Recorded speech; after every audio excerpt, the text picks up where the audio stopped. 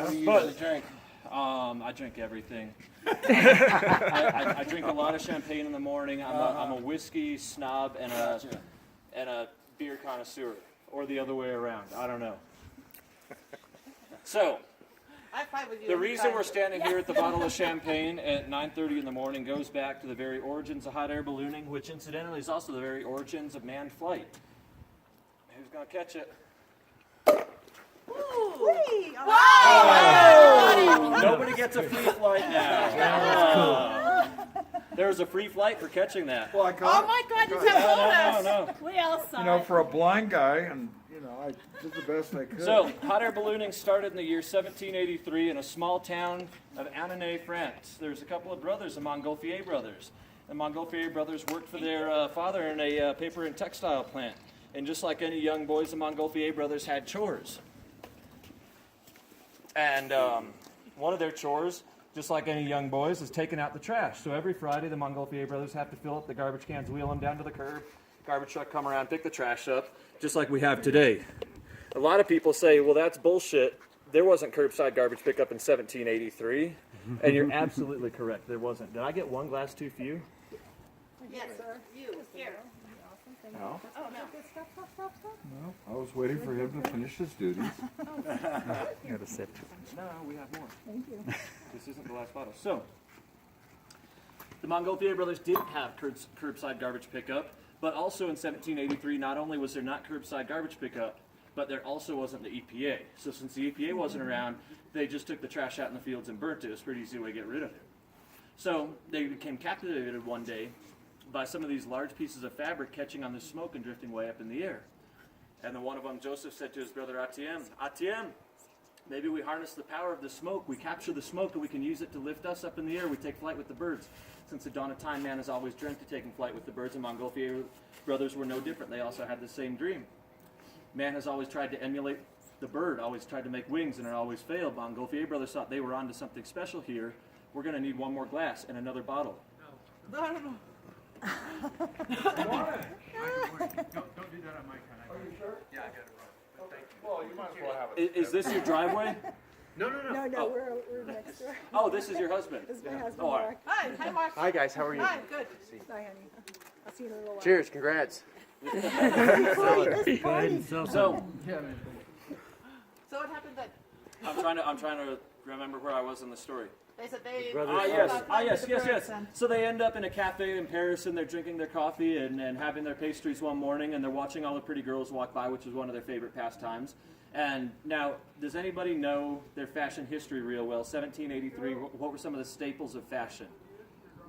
Giant The dresses. big, Big hoop skirts, yep, corsets, bustiers, but most importantly, big hoop skirts. And one of the Montgolfier brothers' favorite things was watching these pretty girls in these big hoop skirts walk over the steam vents, and it would lift their skirts up, and they get to see a little bit of ankle. And in 1783, ooh la la, that was a big deal, right? So, Atienne says, Joseph, remember you talk about capturing the smoke? Maybe we make the shape like a hoop skirt, we make it very big, capture a lot of smoke under it. Said, oh, maybe this is good. So they try it.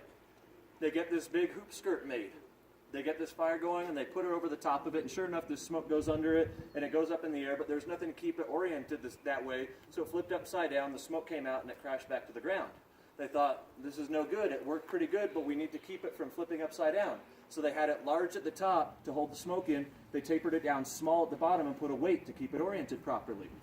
Well, guess what? They came up with a shape that basically looks like modern-day hot air balloon. Wow.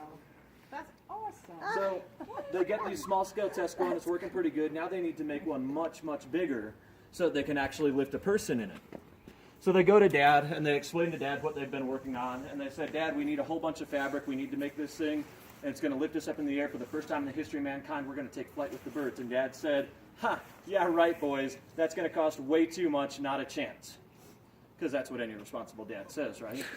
So the Montgolfier brothers, feeling a little dejected, realize that they have to do some fundraising. So they need to go talk to, there's one guy pretty much in France that had all of the money in 1783. Anybody know who that was? The king. And what was his name?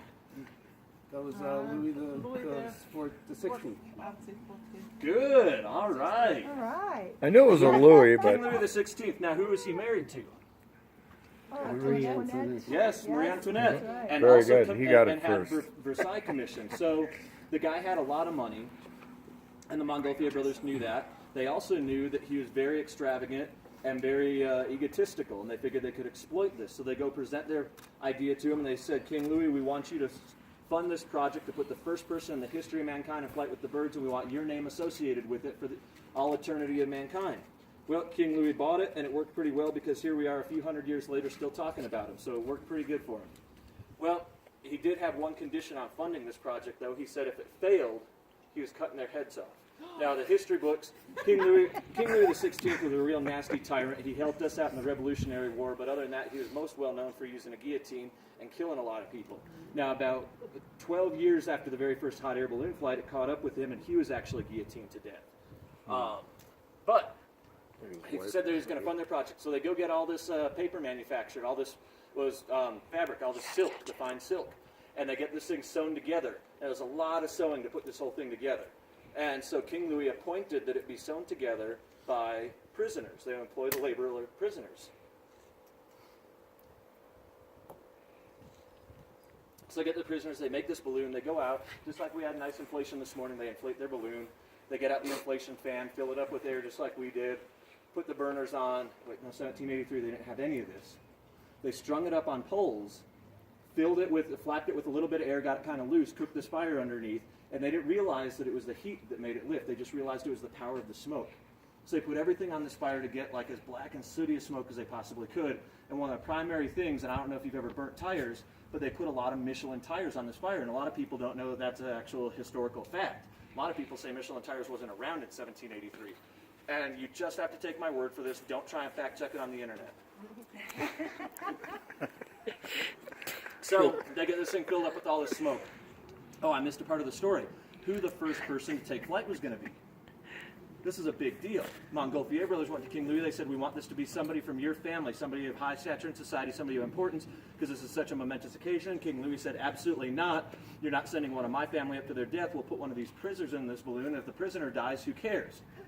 Montgolfier brothers contested and said, we can't have the history book saying that a prisoner was the first person in the history of mankind to take flight. That's crazy. So they got scientific about it. We've used this same process a number of times since then, like when we went into space. They put animals up in the first flight, thinking that if the animals can survive, then people too can survive. We sent a monkey into space. And they copied that from the Montgolfier brothers. The Montgolfier brothers sent up a sheep, a duck, and a rooster. These three farm animals can survive the flight.